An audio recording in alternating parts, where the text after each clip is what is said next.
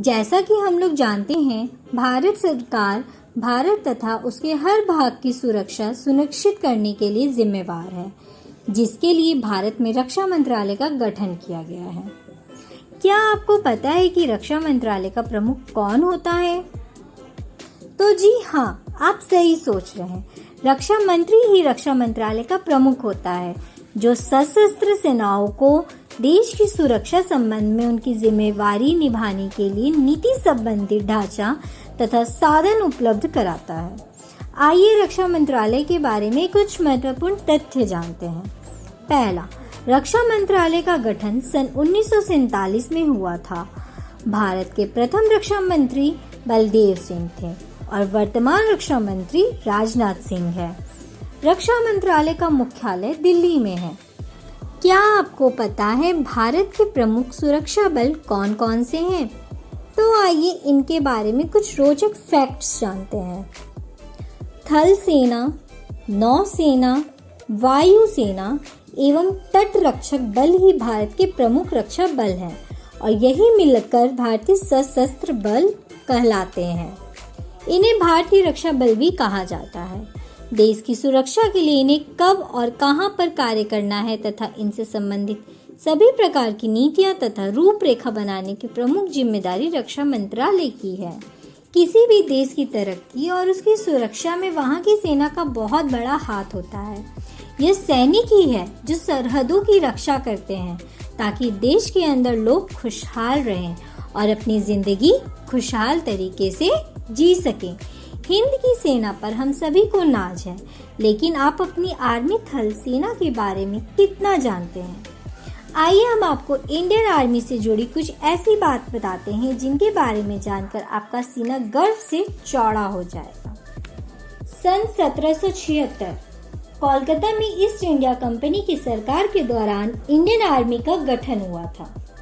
समुद्र के 5000 मीटर ऊपर स्थित सियाचिन ग्लेशियर विश्व की सबसे ऊंची युद्ध भूमि है। इस पर इंडियन आर्मी का कब्जा है। यूएसए और चीन के बाद इंडियन आर्मी विश्व का तीसरा सबसे बड़ा मिलिट्री कंटिजेंट है। 2013 में उत्तराखंड के बाढ़ पीड़ितों को बचाने के लिए चलाया जाने वाला ऑपरेशन राहत विश्व का सबसे बड़ा सिविलियन रेस्क्यू ऑपरेशन था। इंडियन आर्मी का सालाना बजट लगभग 29,000 करोड़ है। बता दें आपको, Indian army chief Manoj Pande हैं। यहाँ तक तो बात थी इंडियन आर्मी की, लेकिन इंडियन एयरफोर्स यानी भारतीय वायुसेना के कारनामे किसी से कम नहीं है। तो आइए इंडियन एयरफोर्स के बारे में कुछ महत्वपूर्ण फैक्ट्स जानते हैं। भारतीय वायुसेना की स्थापना 8 अक्टूबर 1932 को हुई थी, लेकिन इसकी पहली उड़ान 1 अप्रैल 1933 को संचालित की गई। इसके पहले दस्ते में 6 RAF ट्रेंड ऑफिसर और 19 एयर सोल्जर शामिल थे। साल 1950 के पहले भारतीय वायुसेना को रॉयल इंडियन एयर फोर्स के नाम से जाना जाता था। 1950 में इसके नाम से रॉयल शब्द हटाकर इंडियन एयर फोर्स कर दिया गया था। भारतीय वायुसेना संयुक्त राष्ट्र शांति मिशन का भी हिस्सा रह चुकी है। साल 2006 के आंकड़ों के मुताबिक वायुसेना में 1,70,000 और 1,350 लड़ाकू विमान शामिल है, जो भारत को दुनिया भर में चौथी सबसे बड़ी वायुसेना होने का दर्जा देती है। वर्तमान में एयर चीफ मार्शल विवेक राम चौधरी वायुसेना अध्यक्षक है, जो राकेश कुमार सिंह भदौरिया के उत्तराधिकारी हैं, जिन्होंने air chief marshal Birender Singh Dhanoa की सेवानिवृत्ति के बाद 30 सितंबर 2019 को पदभार ग्रहण किया था। क्या आपको पता है, हाल में ही अपनी वायुसेना में देश में बने लाइट कॉम्बैट हेलीकॉप्टर यानी कि LCH का शामिल किया गया। यह पहला मौका है जब देश में बने इस तरह के मारक हेलीकॉप्टर को सेना में शामिल किया गया। आशा है भारतीय वायुसेना के बारे में आपको ये जानकारी पसंद आई होगी। तो आए अब देश की तीसरी सेना यानी भारतीय नौसेना इंडियन नेवी के बारे में जानते हैं। सन 1830 में ब्रिटिश शासनकाल के समय भारतीय नौसेना की स्थापना हुई थी। भारतीय नौसेना का पहला नाम रॉयल इंडियन नेवी था। इसमें लगभग 55,000 नौसैनिक कार्यरत थे। भारतीय नौसेना विश्व की 5वीं सबसे बड़ी नौसेना है। इसका मुख्यालय नई दिल्ली में स्थित है। वर्ष 1958 में रामदास कटारी को इंडियन नेवी का चीफ मिनिस्टर ऑफ स्टाफ बनाया गया था। वर्तमान में एडमिरल आर हरि कुमार नौसेना अध्यक्ष है।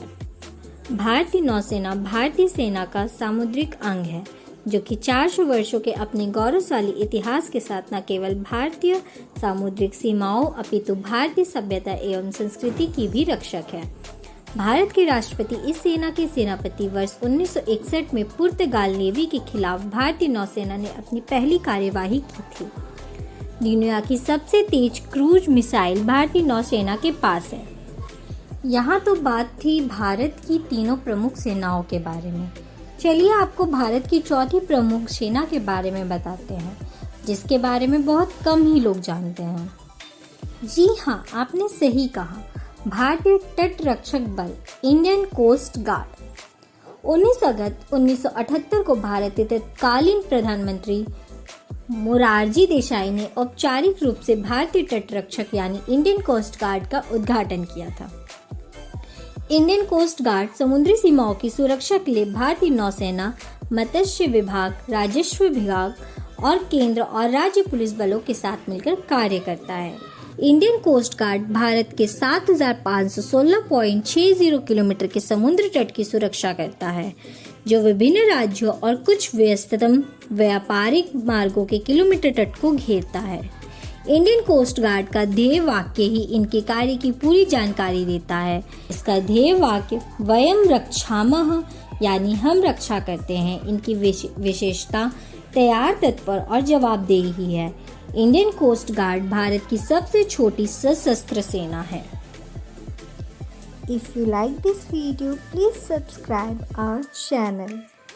वीडियो पसंद आई हो तो वीडियो को like, comment, share and subscribe ज़रूर करें।